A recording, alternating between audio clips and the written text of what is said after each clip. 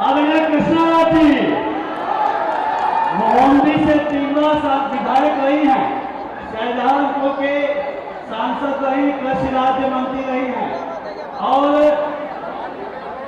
आप सबके बीच पुनः सबका आशीर्वाद लेने आई आदरणीय कृष्णा जी बन चुकी थी। यहाँ पर एक समय था कि सड़कों पर निकलना मुश्किल था। ये मोहम्मदी की जनता मान्यवर आपका अभिनंदन करती है क्योंकि आपने मोहम्मदी को अपराध मुक्त कर दिया है। यहाँ की जनता निसंकोच निर्भय निडर होकर के सड़कों पर निकलती है और रात के 12 बजे भी हमारी बेटी स्कूटी लेकर के अपने गांव चली जाती है मान्यवर। इसलिए हम सब आपका अभिनंदन करते हैं मान्यवर। मान्यवर ये मोहम्मदी की जनता आपका विशेष अभिनंदन करती है क्योंकि आपने 500 वर्षों के बाद भगवान राम को पुनर्स्थापित किया है मान्यवर। इसलिए यह जनता आपका अभिनंदन करती है मान्यवर।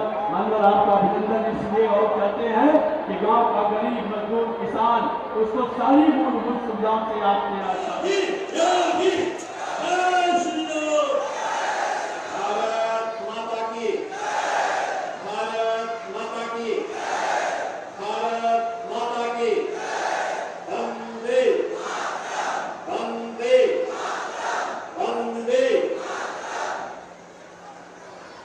छोटी काशी के रूप में विख्यात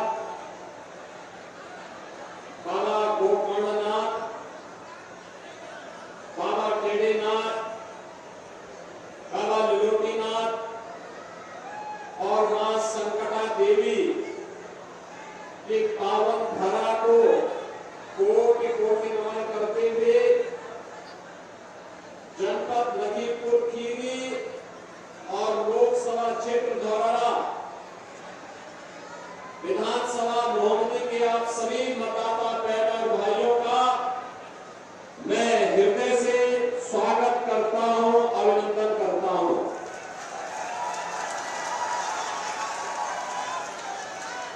बहन और भाइयों, स्वदेश और स्वधर्म के लिए अपना सर्वस्व न्यौछावर करने वाले राष्ट्रनायक महाराणा प्रताप की आज पावन जयंती है। राष्ट्र का शौर्य और पराक्रम कैसे होना चाहिए, महाराणा प्रताप का त्याग और बलिदान इस बात का प्रतीक है। मैं इसके लिए आप सबको बधाई देता हूं। कल अक्षय तृतीया है, भगवान परशुराम की पावन जयंती। पूरे देश के अंदर एक शुभ मुहूर्त के रूप में हर भारत का सनातन धर्मावलंबी तिथि को मानता है। आप सबको अक्षय तृतीया भगवान परशुराम जयंती की भी मैं हृदय से बधाई देता हूं, अपनी शुभकामनाएं देता हूं। मंच पर उपस्थित भारतीय जनता पार्टी की लोकप्रिय प्रत्याशी और लोकप्रिय सांसद श्रीमती रेखा अरुण वर्मा जी, प्रदेश सरकार में मेरे साथ सहयोगी मंत्रिमंडल के सहयोगी लोक निर्माण मंत्री श्री जितेंद्र प्रसाद जी, पूर्व केंद्रीय मंत्री और जिन्हें इस क्षेत्र का नेतृत्व करने का अवसर प्राप्त हो चुका था, श्रीमती कृष्णा जी, लोकप्रिय विधायक श्री लोकेंद्र प्रताप सिंह जी, सौरभ सिंह सोनू जी, शशांक त्रिवेदी जी, विनोद शंकर अवस्थी जी, लोकसभा के प्रभारी, मंच पर उपस्थित भारतीय जनता पार्टी के हमारे सभी पदाधिकारी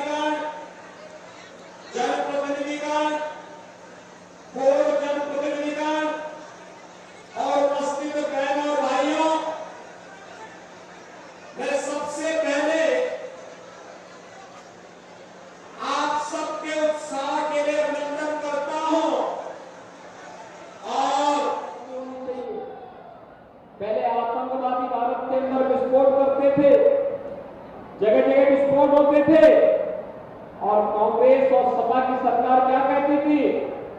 कहती थी बहनों और भाइयों, इनके द्वारा क्या कहा जाता था? कहा जाता था आतंकवाद सीमा पार से। और अब आतंकवाद और नक्सलवाद की समस्या का समाधान तो हुआ ही है, लेकिन अगर कहीं जोर से पटाखा भी फट जाता है ना, तो पाकिस्तान पहले सफाई देता कि मैंने नहीं किया, मेरा कोई हाथ नहीं। क्योंकि उसे मालूम है ये नया भारत है, छेड़ता नहीं, लेकिन कोई छेड़ता है तो उसको छोड़ता भी नहीं है। और इसीलिए पाकिस्तान और उसके समर्थक इस समय सबसे ज्यादा चिंतित है कि क्या होगा भविष्य। क्योंकि एक तरफ भारत 80 करोड़ लोगों को फ्री में राशन दे रहा है और दूसरी तरफ 23 से 24 करोड़ की मात्र आबादी वाला पाकिस्तान एक जून रोटी के लिए तड़प रहा है, भूखों लोग मर रहे हैं, कंगाल लेकर के कटोरा लेकर के दुनिया में फिर रहा है, कोई भीख भी ठीक ढंग से नहीं दे रहा है। और भाइयों, इसीलिए हम लोग आए आपके पास कहने के लिए, चुनाव आज एक निर्णायक दौर पर पहुंच चुका है। एक तरफ जो राम को लाए हैं वे आज चुनावी मैदान में हैं, वे भारत का सम्मान बढ़ा रहे हैं, भारत की सुरक्षा पुख्ता कर रहे हैं, भारत के विकास कार्यों को आगे बढ़ा रहे हैं, गरीब कल्याणकारी योजनाओं का लाभ बिना भेदभाव के तबके को दे रहे हैं।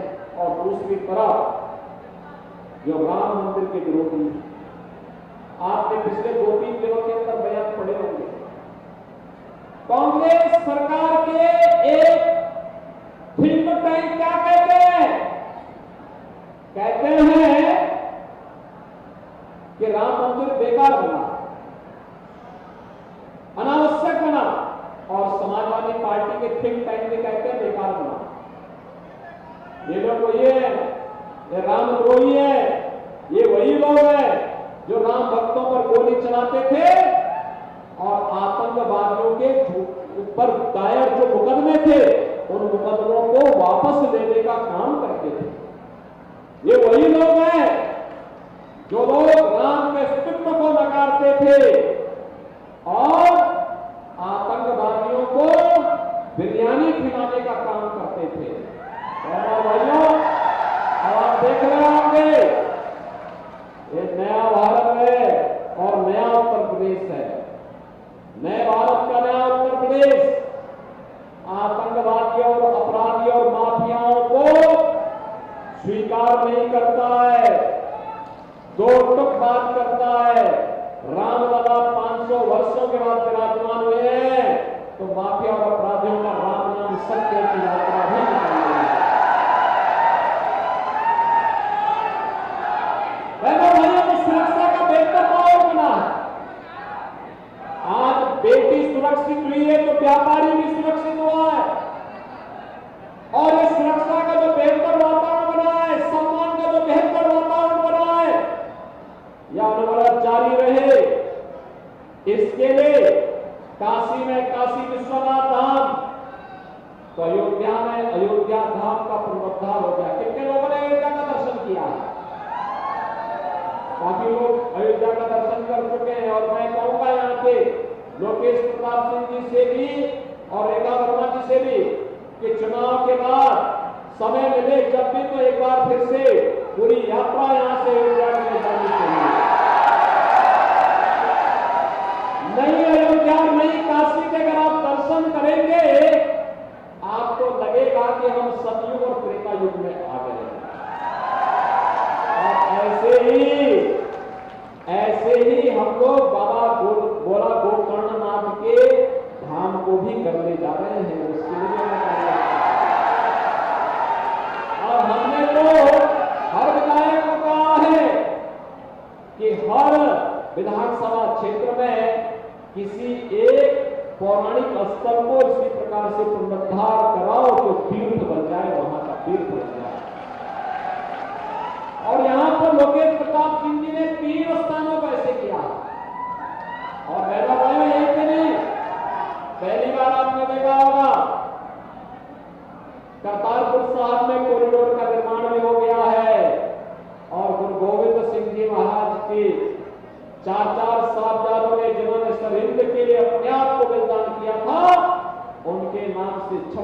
दिसंबर किसी वीर बाल दिवस के रूप में भी मनाने का काम भारत के अंदर होगा। बहनों भाइयों, महाराज सुहेलदेव का भव्य स्मारक बहराइच में बन गया। महाराज सुहेलदेव धर्म रक्षक थे, राष्ट्र रक्षक थे, राष्ट्र नायक थे। आज उनका भव्य स्मारक हमारी सरकार ने, भारतीय जनता पार्टी की सरकार ने जिस स्थान पर महाराज सुहेलदेव ने सालार मसूद को मार करके भारत की रक्षा की थी, बहनों भाइयों, उसी स्थल पर भव्य स्मारक बनाने का काम कर दिया गया है। और इसीलिए मैं आया हूं आपके पास। ये सत्ता हमारे लिए केवल सत्ता इसलिए नहीं कि हम उस सत्ता में राज करें। ये भारत को दुनिया की बड़ी ताकत बनाने के लिए मोदी जी को तीसरा कार्यकाल आवश्यक है। और इसी के लिए भारतीय जनता पार्टी ये तो परिवर्तन आपको दिखाई दे रहा है। ये चमत्कारिक नेतृत्व है मोदी जी का। उनके कारण ये सारी चीजें हो पा रही हैं। और बहनों भाइयों, इसीलिए लोग आए हैं कि भारतीय जनता पार्टी ने पूरे देश के अंदर अब तक 3 चरणों के चुनाव संपन्न हो गए हैं। और रुझान बताते हैं कि अब की बार 400 पार, अब की बार 400 पार का लक्ष्य लगातार प्राप्ति की ओर तेजी के साथ बुलेट ट्रेन की स्पीड से भारतीय जनता पार्टी का आगे बढ़ रहा है। और बहनों भाइयों, 400 पार के इस लक्ष्य को प्राप्त करने में धौरहरा लोकसभा क्षेत्र का भी योगदान होना चाहिए। क्योंकि हम लोगों ने मोदी जी को आश्वासन दिया उत्तर प्रदेश की तरफ से कि उत्तर प्रदेश 80 की 80 सीटों पर कमल खिलाने का काम करेगा। 80 कमल के मालाओं की एक फूल माला मोदी जी के गले में डालेगा।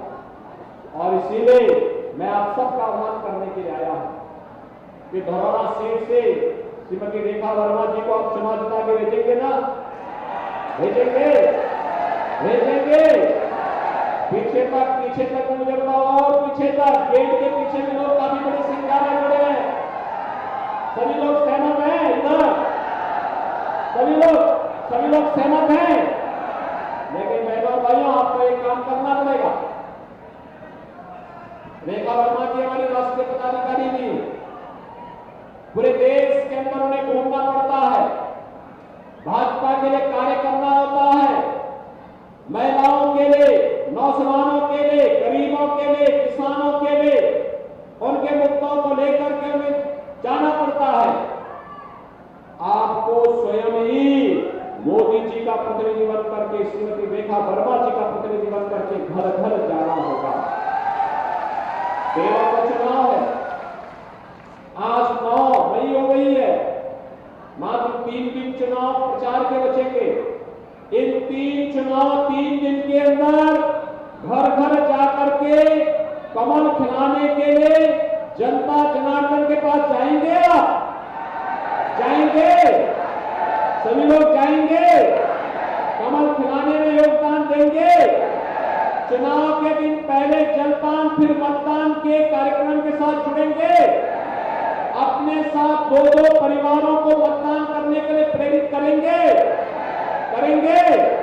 तो फिर मेरे साथ बोलेंगे, भारत माता की